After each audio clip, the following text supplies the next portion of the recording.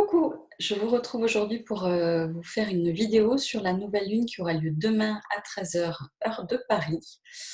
Alors, je vais vous partager la carte pour que vous puissiez suivre mes explications.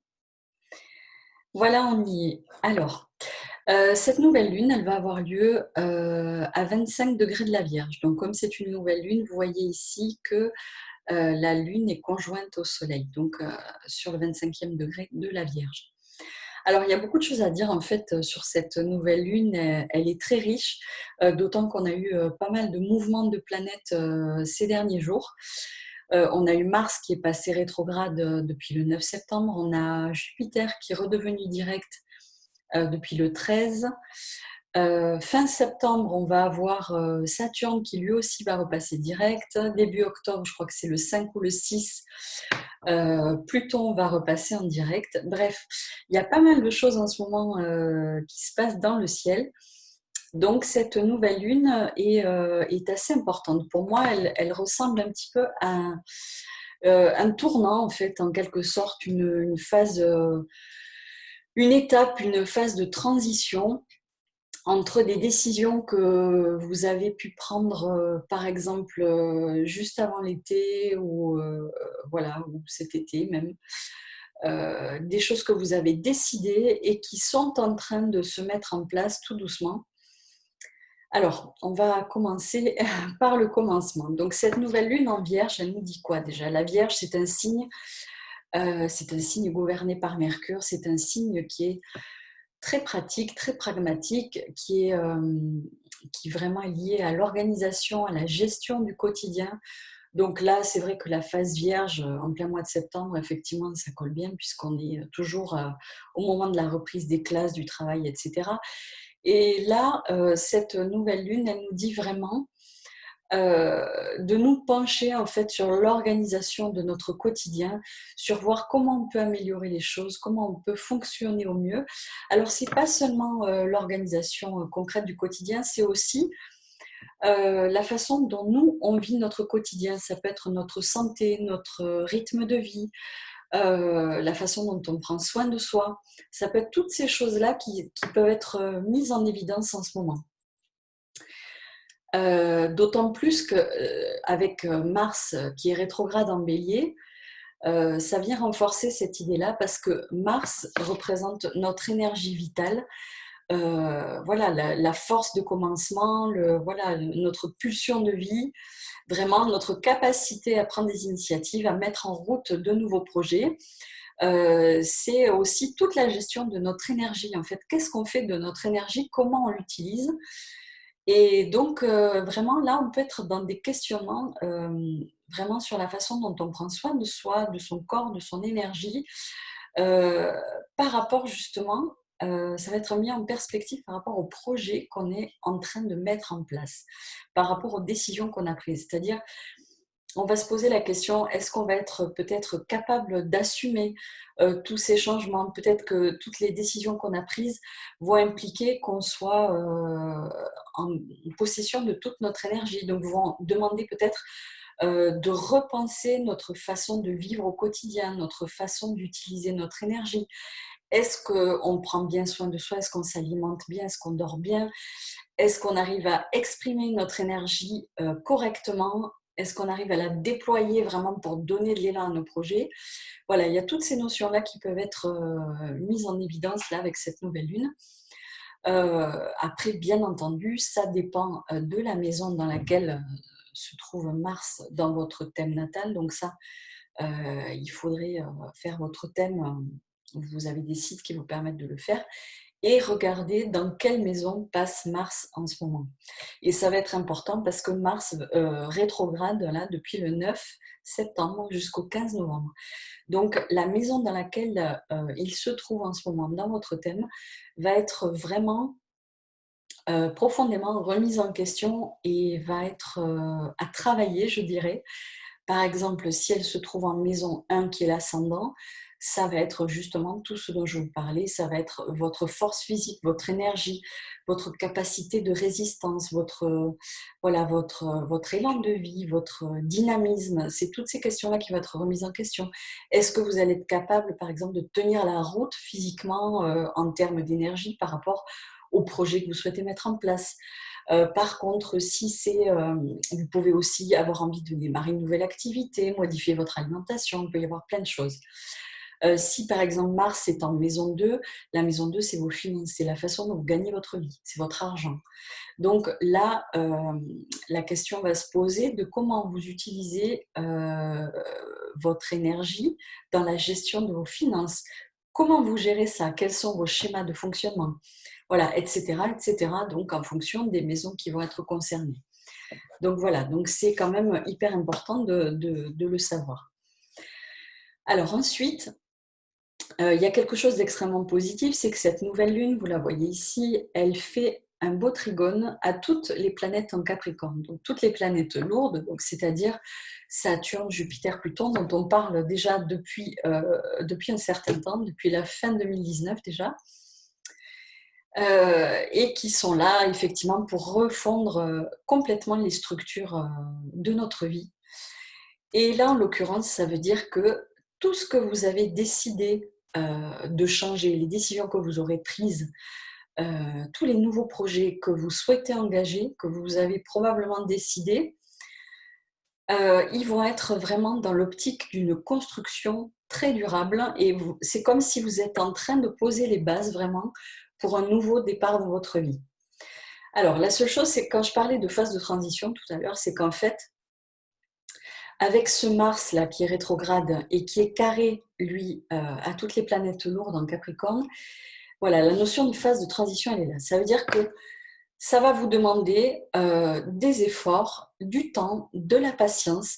Ça va vous confronter en fait à vos choix. Vous pouvez vous questionner, vous dire, est-ce que j'ai fait le bon choix? Est-ce que je suis au bon endroit? Est-ce que les décisions que j'ai prises sont les bonnes? Et le Mars rétrograde, il va tester votre détermination en fait. Il va tester votre capacité à vous investir et à mener vos projets sur du long terme. Ça veut dire il va falloir faire preuve de courage et de détermination justement par rapport à ce que vous avez décidé et à ce que vous souhaitez mettre en place. Donc voilà, ça c'est hyper important. Et on voit effectivement que ce nouveau départ qui est symbolisé par cette nouvelle lune, c'est quelque chose qui va être comment dire, c'est des bases que vous allez poser pour très longtemps. C'est quelque chose qui va être durable. Ce sont des changements qui vont être durables et bénéfiques dans votre vie. Même si ça prend du temps, si vous êtes encore en phase de transition, les choses elles sont en train de se mettre en place et ça va être quelque chose de solide et de constructif. Voilà. Donc ça, c'est très très positif pour cette nouvelle lune, même si ça peut vous remuer fort intérieurement dans le sens où vous allez beaucoup vous questionner par rapport à ce que je vous ai dit. Voilà, ça va aller vous chercher dans vos retranchements, dans votre énergie, ça va vous demander de vous mobiliser, vraiment d'être capable voilà, de faire preuve de courage, d'endurance, de ténacité par rapport à ce que vous avez décidé, de ne pas lâcher le morceau, même si c'est pas facile, même si ça demande du temps. Par ailleurs, il y a autre chose aussi là qu'on voit, c'est que cette nouvelle lune est en Vierge et le maître de la Vierge, c'est Mercure. Et Mercure, il est en Balance et par contre, il fait un carré, lui aussi, à toutes ces planètes en Capricorne. Alors, on voit ici un aspect donc très positif de la nouvelle lune, un aspect de trigone aux planètes en Capricorne, et à la fois ce Mercure qui est maître de la lunaison, qui lui est en carré. Donc là aussi, on retrouve cette notion en fait de transition, un petit peu de blocage, de phase d'attente, de mise en place, etc. Donc sur le plan concret, ça peut être Mercure représentant la communication, les papiers, l'organisation aussi, etc. Donc il peut y avoir des petits blocages, des choses qui coincent à ce niveau-là, des choses qui tardent à se mettre en place.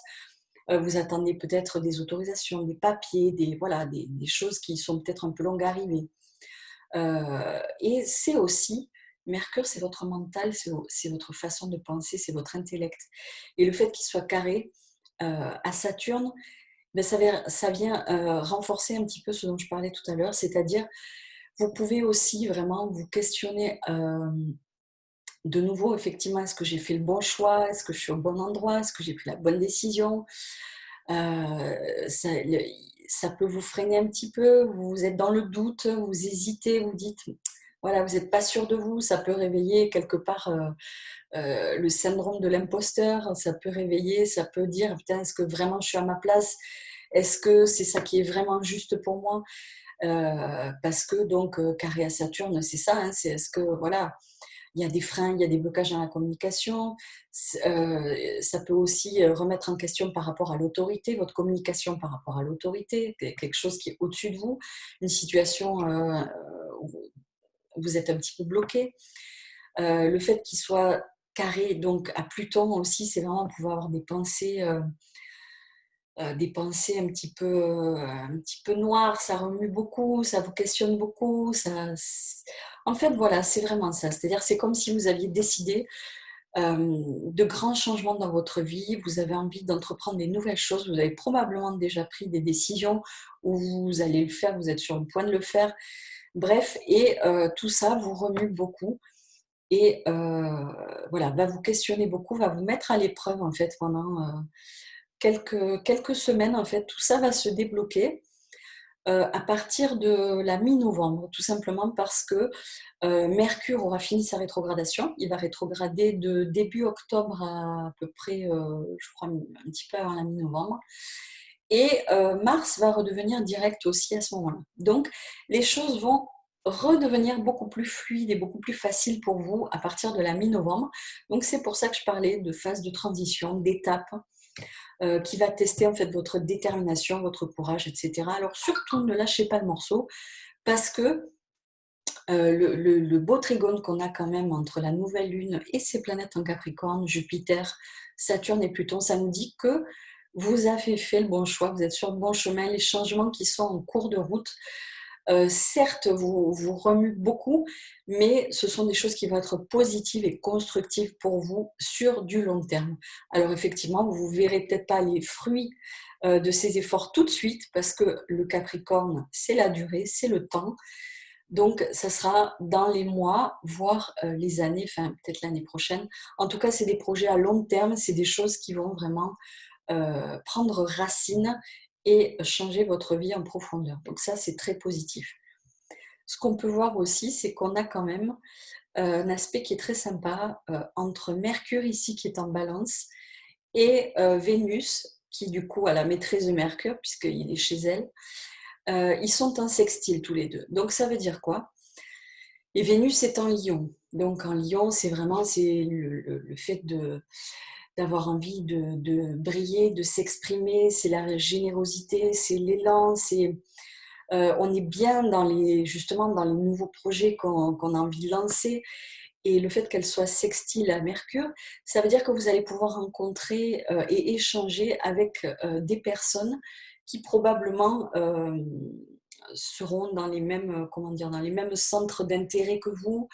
En tout cas, des personnes qui vont vous permettre voilà, d'échanger par rapport à vos projets, de progresser, d'avancer, de ne pas vous sentir finalement tout seul, isolé, avec vos remises en question, vos doutes là qu'on voit ici, mais quand même d'avoir, je dirais, un entourage, parce que Vénus, c'est les relations affectives, amicales, c'est les relations au sens large.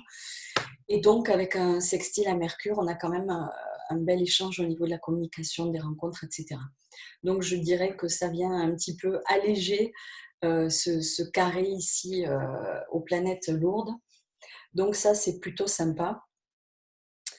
Après, on a ici un aspect bon, qui est relativement rapide, ça ne va pas durer très longtemps, ça dure quelques jours, hein, c'est le carré de Vénus à Uranus. Bon, d'autant que voilà, c'est un carré là qui est décroissant, donc voilà, c'est un petit peu, c'est pas très très important.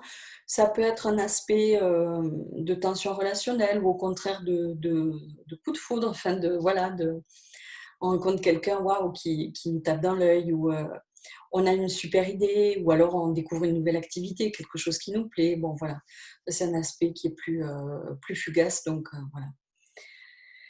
Voilà, donc j'espère que toutes ces explications vous auront aidé. Je ne vais pas le faire trop long pour pas vous perdre. Mais en tout cas, tout ça pour vous dire que c'est une période un petit peu charnière en ce moment. Donc, il ne faut pas vous décourager, il faut vous accrocher. C'est le moment de revoir vraiment en profondeur votre façon de gérer votre énergie. Ça, je vous le redis parce que ce Mars rétrograde, il va passer quand même, il est depuis, dans le bélier depuis juin.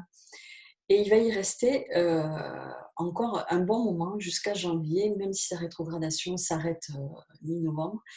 Donc là, c'est vraiment ces questions-là, c'est comment vous gérez votre énergie, comment vous êtes capable de démarrer un projet et de le mener à bien. Voilà, donc c'est vraiment, moi, je vous invite à vous interroger là-dessus. Et effectivement, si vous pouvez aller faire votre thème sur un site comme astro.com, ça vous donnera une idée de la maison dans laquelle Mars transite en ce moment chez vous. Sinon, n'hésitez pas, je suis là pour ça aussi. Voilà. Écoutez, j'espère que ces explications vous auront aidé.